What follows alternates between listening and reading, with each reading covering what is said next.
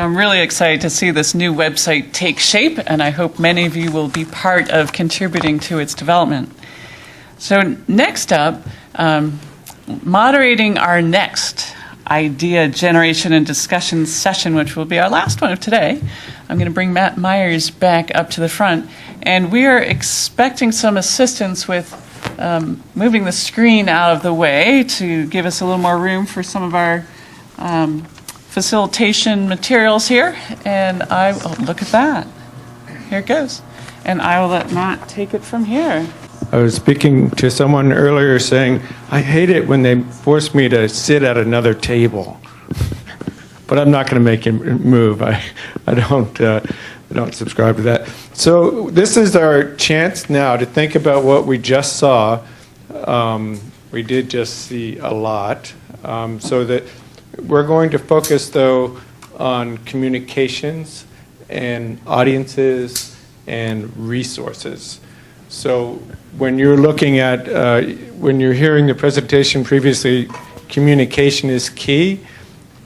It won't work if it's not designed the way it needs to be or aimed at the right audience. And maybe the resources that you want to bring to that audience are those matched as well. So these are all challenges that anyone in this field face. Excuse me.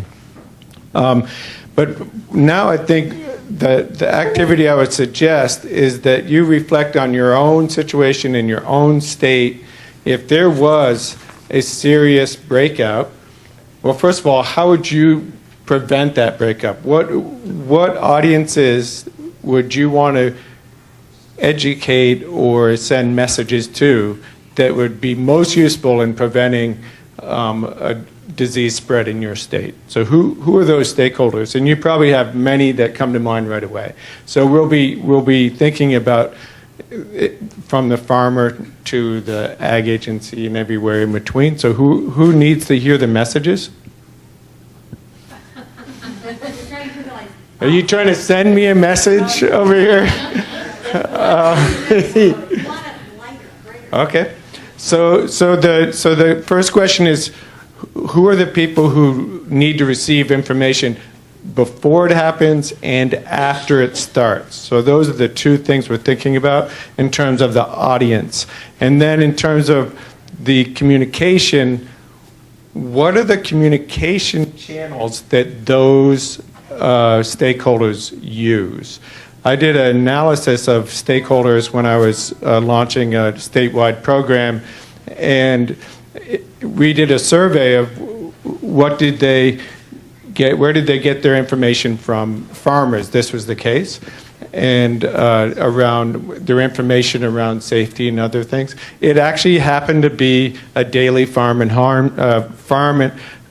home show that we've produced at UVM for 50 years that happens at noon, and it's all agricultural, and so everyone comes in for lunch and then watch the daily farm and home show. So I did everything to get people like potential funders for the program, people who are experts that come on the show with me, and we really saw a big outcome. We also would see, we did a study on after a 2-week lag, how many more people would sign up for the program based on, after a big blitz.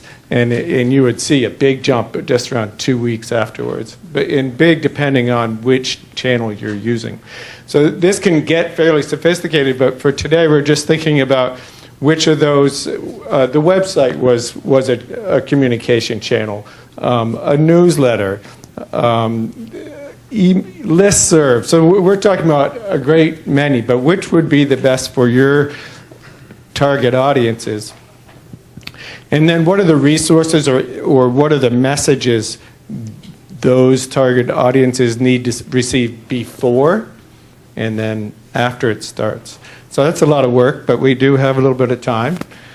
We will be setting up the communication channels are there. We'll be distributing, thank you very much, Lyndon, some stickies. So we'll ask you to just write down all the ones that come to mind and maybe start with your audiences and then move to what are the channels you think they would most likely use.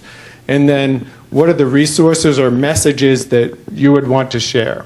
So this is going to be a massive list that we'll send to you after we type it in. What are your questions?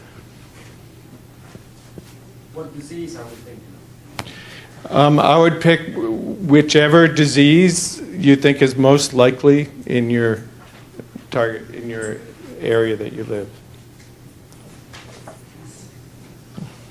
Or if you ever prefer a different disease. What other questions? All right, well, go ahead, and when you're ready, just bring up the sticky notes and put them on the appropriate. We'll be moving these up here as well. Okay, so I know that your ultimate goal for this was to impress Lyndon, and you did impress Lyndon. She said, I haven't thought about a lot of these things. So why don't you come on up and check it out and see if there's anything there that you didn't think about. We will send a list. This is our last task, so check it out. This is called a gallery walk, so you pretend you have a glass of wine, and you have cheese and crackers in your mouth, and you're just looking at the beautiful work that you've created and what other people have created. So come on up, take a look. And if something stimulates a new idea, that you do that. That's right.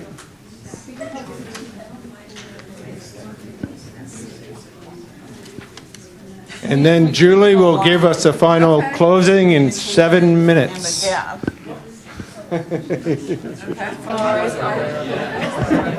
Okay, just before Julie does the closing, just want you to know that we will be sending you these lists, so you will get all of the suggestions people have. All right, it's time to wrap up today's symposium. And I have a few closing remarks, if you could have a seat. And I have a few housekeeping reminders to go along with. So those of you who have a SEG survey that you have been filling out, if you go ahead and complete that, leave that on the registration table on your way out. Also, please leave your name badge on that table, even if you are joining us for dinner tonight. You won't need it tonight, okay? And we'll have it for you tomorrow morning. And if you have written notes, questions, comments on any of the audience response cards that were on chairs, you can leave those on the registration table as well. Did I get all of the housekeeping messages? Oh, and right after my remarks, if everyone who is in this room, everyone except someone behind a camera, can come to the front of the room, we're going to take a picture of everyone who is here. So please join us for that right after my remarks. So I think after a day of hearing from my project team, you understand why I invited these collaborators to be part of the team. Am I right? So it has been, as I said, quite a ride, and we've got some amazing work coming out of this project, and I anticipate even more over the last year of the project. And as you've seen, we have utilized not only innovative approaches, innovative ways of thinking about the problem of biosecurity and how to protect animal health and livestock production systems.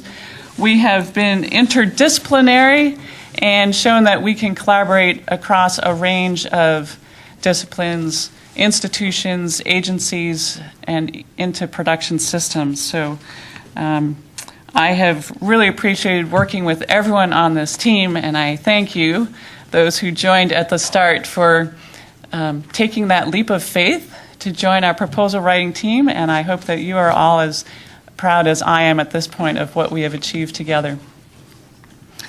As it has been mentioned earlier, biosecurity is a hedge on multiple threats, so it's something that we need to keep in front of our production industries.